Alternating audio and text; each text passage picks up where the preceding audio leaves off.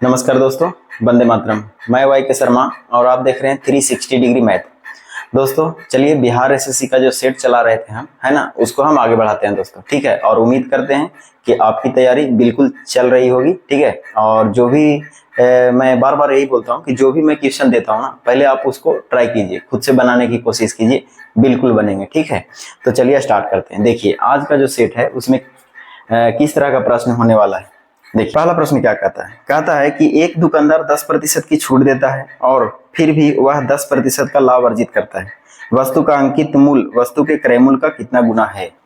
तो अंकित मूल्य और क्रय मूल्य से प्रश्न आए हैं, ठीक है ना। तो ऐसे प्रश्न में क्या करना है, मैं आपको एकदम डायरेक्ट क्वेश्चन का आंसर ही बता देता हूँ। देखिए इसमें 10% का क्या कहा, लाभ है ना, सॉरी 10% का क्या कहा, छूट दिया, और इसको 10% का क्या हो गया, लाभ होता है। छूट देने के बाद भी क्या होता है, लाभ। तो आज के बाद याद रखिएगा लाभ प्रतिशत। आज के बाद याद रखिएगा कि यदि अंकित मूल्य और क्रय मूल्य से संबंधित प्रश्न पूछा है और उसमें लाभ और जो छूट की प्रतिशतता दिया रहे, तो छूट से हमेशा क्या निकालना है, क्रय मूल्य। क्या निकालना है, क्रय मूल्य। ठीक है, और लाभ से क्या निकालना है, अंकित मूल्य। ये आप डायग्राम याद कर लीजिए, बहुत इजी होने वाला है। ठीक है, तो हम लाभ से अंकित मूल्य निकालेंगे तो माइंड में हमारा क्या चलना चाहिए, क्रय मूल्य तो हमेशा 100 ही चलेगा माइंड में। तो लाभ 10% चाहिए, यानी कि लाभ के अनुसार हमें अंकित मूल्य इसका 110 हो जाएगा। छूट दिया 10%, तो छूट पर क्रय मूल्य कितना होना चाहिए, 90। यानी कि क्रय मूल्य अगर अंकित मूल्य अगर 10% छूट देना चाहता है तो 10% छूट पर क्रय मूल्य कितना होगा, 90। अब यही आपसे प्रश्न पूछा है कि बताइए जो अंकित मूल्य है ना, वो क्रय मूल्य का कितना गुना है।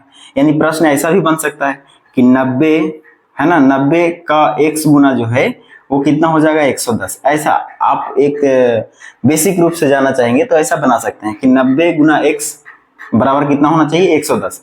तो देखिए 0 से 0 कैंसिल हो जाएंगे, यानी कि x का जो वैल्यू होना चाहिए वो 11 बटे कितने होना चाहिए, 9। अब इसको भागा दीजिएगा तो 9 एकम 9 होंगे, 9 दूनी 18, 9 दूनी 18, यानी कि लगभग 1.22 के बराबर होना चाहिए। तो इस हिसाब से आपका ऑप्शन देख लीजिए, है ना, इस हिसाब से आपका आंसर जो है वो a के बराबर होना चाहिए। तो कई लोग इसको इस तरह से बना सकते हैं, लेकिन यहाँ के बाद मैं कहता हूँ चेंज कीजिए। ठीक है ना, यहाँ के बाद ये बेसिक पर नहीं जाइए।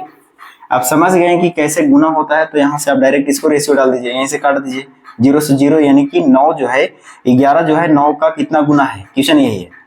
तो देखिए का किस में लगा हुआ है, नीचे। मैंने बार बार बोलता हूँ कि का के, की और से, ये चीज आप अगर आप हिंदी ग्रामर वाला ध्यान रखेंगे ना तो जल्दी बना पाएंगे। तो कहा कि 11 9 का कितना गुना है, तो 9 नीचे होगा, 11 ऊपर होगा, यही आपका आंसर होना चाहिए, यानी कि 1.22, यानी इतना गुना ज्यादा है। यानी आप 9 में 1.22 से गुना करेंगे तो लगभग आपको कितना आ जाएगा, 11 के बराबर आ जाएंगे। ठीक है, चलिए आगे बढ़ते हैं अगले प्रश्न। तो ये बहुत आसान प्रश्न था, इसमें कुछ दिक्कत होना नहीं चाहिए। देखिए अगले प्रश्न पर चलते हैं। और ये जो है ना, ये सेट है दोस्तों। ठीक है, तो सेट में ज्यादा बेसिक जाने से कोई फायदा है नहीं, क्योंकि आपको तो पता है, आप सब प्रैक्टिस में है, तो कोई दिक्कत होना भी नहीं चाहिए। ठीक है, देखिए कहता है अगला प्रश्न है, ए और बी एक काम को क्रमशः 9 दिनों और 15 दिनों में कर सकते हैं। यदि वे साथ मिलकर काम करें तो काम को कितने दिन में समाप्त करेंगे। ये सब प्रश्न अभी बताने की जरूरत है दोस्तों। बताइए, आप तो एकदम पढ़ते के साथ बना दिए होंगे। कह रहा है कि ए है और बी है, इसमें कहा कि ये 9 दिन में करेगा, ये 15 दिन में करेगा, तो कहा दोनों मिल करके काम कितने दिन में करेगा। तो याद कीजिए, मैंने बताया है कि डायरेक्ट समय अगर आपको निकालना है ना, यानी कि डायरेक्ट टाइम अगर आपको निकालना है तो एक ही चीज याद रखिए कि ए मान लेते हैं x दिन में किया, ये y दिन में किया, तो दोनों का टोटल का समय जो होता है वो x गुना y बटा x प्लस y। कभी कभी कोई चीजें जो होती है ना, आप डायरेक्ट याद करेंगे तो आपको डायरेक्ट आंसर आएगा। ठीक है, तो मैं हमेशा ये भी बोलता हूँ कि कुछ चीजें होती है जो आपको याद करने की आवश्यकता है, तो यहाँ पर आपको सिंपल इसी वे में रख देना था, आपका डायरेक्ट आंसर आता था, है ना, कि ए और बी दोनों मिल करके काम कितने दिन में कर जाएंगे। तो 9 गुने कितने हो जाएंगे, 15, और बटे 9 प्लस 15, यानी आप जोड़ सकते हैं, जितना फास्ट भी कर सकते हैं, कोई दिक्कत नहीं है। ये तो मैं आपको बता रहा हूँ एग्जाम में बनाने के लिए, क्या है यहीं पर आपको कर देना था समस्या का हल। ठीक है, तो देखिए 15 और 9 कितने हो जाएंगे, यानी कि 9 पर 14 यानी 24 होते हैं, तो आप डायरेक्ट 24 लिख दीजिए। ठीक है, ये 24 हो गया। अभी जो कटता है उसको काट भी सकते हैं। देखिए 4 से 3 से कटने वाले हैं, यानी कि 3 3 9, और ये कटेगा 3 8 24। ठीक है, अब तो नहीं कटेगा, यानी 5 तिया यानी 15 तिया 45 यानी 45/8 हो जाएगा, यानी कि 8 पचे 40 होते हैं, यानी 5 सहित 5/8 ये आपका आंसर होना चाहिए, यानी कि 5.5/8 दिन। तो आप देख सकते हैं 5.5/8 दिन कौन सा है, ऑप्शन नंबर बी करेक्ट होगा। आई बात समझ में? चलिए आगे बढ़ते हैं, अगले प्रश्न को देखिए। अगले प्रश्न बनाइए, आपके स्क्रीन पर है। देखिए दोस्तों अगला प्रश्न क्या कहता है, कहता है कि एक पिता की आयु और उसके पुत्र की आयु का अनुपात 7:4 है। एक पिता है और एक पुत्र है ना, इसकी आयु का अनुपात दिया गया है, कुछ नहीं बोला तो किस में है, ये वर्तमान में है। ठीक है, तो कहा कि 7 अनुपात कितने हैं, 4। आइए आगे, उसके बाद कहा कि उनकी आयु को दर्शाने वाली संख्याओं का गुणनफल जो है 1372 के बराबर है। 8 वर्ष बाद उनकी आयु का अनुपात क्या होना चाहिए।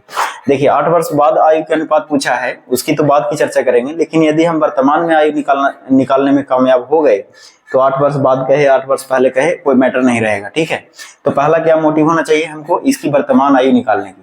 तो आइए, इसमें कहा कि जो दोनों का गुणनफल है इसकी आयु का, वो कहा कि 1372 के बराबर है। आइए हम लोग भी किताब की तुलना करते हैं थोड़ा, हम लोग कितने कहेंगे, 7 × 28। ठीक है, आइए दो संख्या होगा ना, अगर हम पिता है पुत्र है तो दो संख्या हो गया एक तरह से। तो आइए दो संख्या के लिए हम क्या बताए हैं आपको कि अगर गुणनफल है तो उसमें क्या चढ़ाएंगे, अंडर रूट। ठीक है, और अगर 3 रहता पिता पुत्र और कोई और भी रहता पुत्री तो हम क्यू रूट चढ़ाते। ठीक है, अब यहाँ से हम 7 से गुना कर देंगे इसमें तो पिता की आयु निकल जाएगा, और 4 से गुना कर देंगे तो पुत्र की आयु निकल जाएगा। तो पहले इसकी समस्या हल करते हैं। देखिए इसको काटिए, है ना, आप 4 से काट सकते हैं, कोई दिक्कत नहीं है। 4 × 7 = 28 हो जाएगा, 4 × 3 = 12 और 1 बच जाएंगे, यानी कि 4 × 4 = 16 और 4 × 3 = 12, यानी देखिए 7 से इसको काटिए, है ना, 7 × 4 = 28 और 9 यानी कि 49। तो 49 का वर्गमूल कितने होते हैं, 7, है ना। तो यहाँ का टोटल वैल्यू 7 आ गया। अगर आप इसमें 7 से गुना करते हैं तो क्या हो जाएगा, पिता की आयु निकल जाएगा, यानी कि 49 ईयर। और अगर हम 7 में 4 से गुना करते हैं तो 28 वर्ष किसकी आयु निकल जाएगा, पुत्र की। यहाँ तक तो हो गया क्लियर कि अगर हमको डायरेक्ट पूछता कि पिता की आयु क्या है या पुत्र की आयु क्या है तो यहाँ से हम आंसर बना सकते थे, लेकिन ऐसा सवाल नहीं पूछा। कहा कि 8 वर्ष बाद बताइए दोनों का अनुपात क्या होगा। तो आइए 8 वर्ष बाद अनुपात इसमें, यानी कि 14 + 49 + 8 करना पड़ेगा, रेशियो 28 प्लस कितना, 4। ठीक है, सॉरी 8, है ना, 8 वर्ष बाद बोला ना, तो 8। अब देखिए इसी का रेशियो आपको चाहिए था क्या, यहाँ के बाद तो आपको कोई समस्या दिखाई नहीं देता है। 9 × 8 = 17 यानी कि कितने हो जाएंगे, 57। ठीक है, और इधर हो जाएगा 8 × 8 = 16 यानी कि 36। अब जो कटता है उसको काट भी सकते हैं, 3 से तो बिल्कुल कट रहे हैं, है ना। ये हो जाएगा 19 और ये हो जाएगा 12 × 3 = 36 यानी कि 12, यानी कि 19:12 के बराबर होना चाहिए। तो ऑप्शन नंबर आप देख सकते हैं 19:12 यानी कि आपका ऑप्शन नंबर बी करेक्ट है। ठीक है, चलिए तो ये देखिए यहाँ के बाद तो ये कैलकुलेशन मुझे करना भी नहीं चाहिए था। ठीक है ना, ये तो छोड़ देते तो आप कर लेते आसानी से।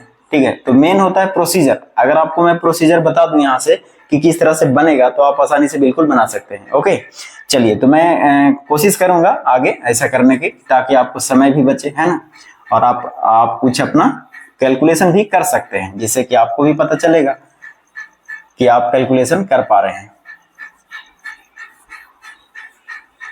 देखिए अगला प्रश्न क्या कहा है कि दो उम्मीदवार ए और बी, उनके बीच एक चुनाव हुआ।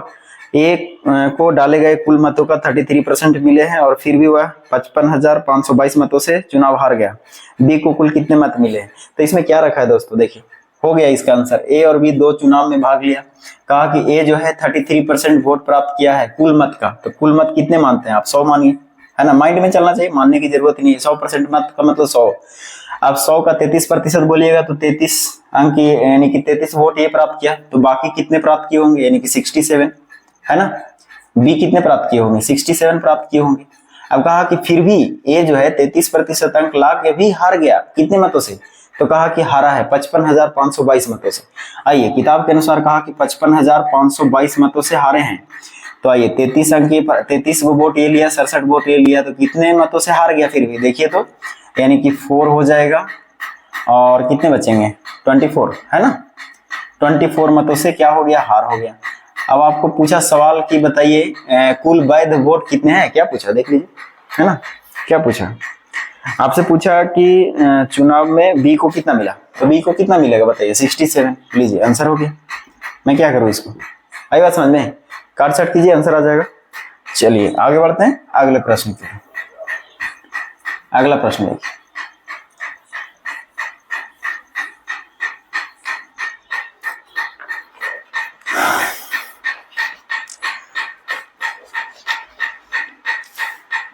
देखिए दोस्तों अगला प्रश्न क्या कहा कि 12 आदमी प्रतिदिन काम करके 9 घंटे काम करते हुए काम को 24 दिनों में पूरा करते हैं। यानी कि 12 आदमी, तो 12 मैन, है ना, 12 मैन 9 घंटे प्रतिदिन काम करते हैं, करते हुए एक काम को 24 दिन में करते हैं। एक काम को कितने दिन में करते हैं, 24 दिन में करते हैं। एक काम को कहाँ लिखते थे, नीचे, ठीक है। उसी को कहा कि 8 आदमी प्रतिदिन 12 घंटे काम करके उसी काम को कितने दिनों में करेंगे, दिन निकालना है। यानी कि यही काम रहेगा दोस्तों, यही काम रहेगा। तो कहा कि 8 आदमी प्रतिदिन काम करेगा 12 घंटे, तब कितने दिन में जो है काम को खत्म कर देगा, तो मान लेते हैं x दिन, ऐसा है ना, x दिन।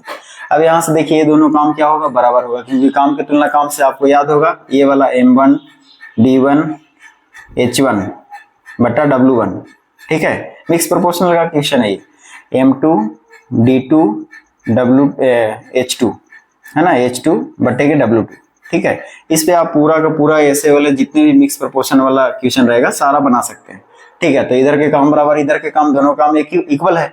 तो अब यहाँ से जो करता है ये लिखिए चाहे नहीं लिखिए कोई फर्क नहीं पड़ता दोस्तों, इसको हटा भी सकते हैं, कोई मतलब नहीं है इससे, क्योंकि सेम रहता है यूनिट, ठीक है। देखिए अब यहाँ के बाद तो काट सकते थे आराम से। ये 12 दूना 24 कट जाएंगे 2 बार में, और 8 से, यानी कि इसको काट दीजिए, 4 दूनी 8 कटेंगे 4, 4 तिया 12 कटेंगे 3, यानी 9 तिया 27, यानी x का वैल्यू कितने आ जाएंगे 27। इतना ही होना चाहिए, ठीक है। देख लीजिए ऑप्शन नंबर सी, ठीक है। चलिए आगे बढ़ते हैं अगले प्रश्न।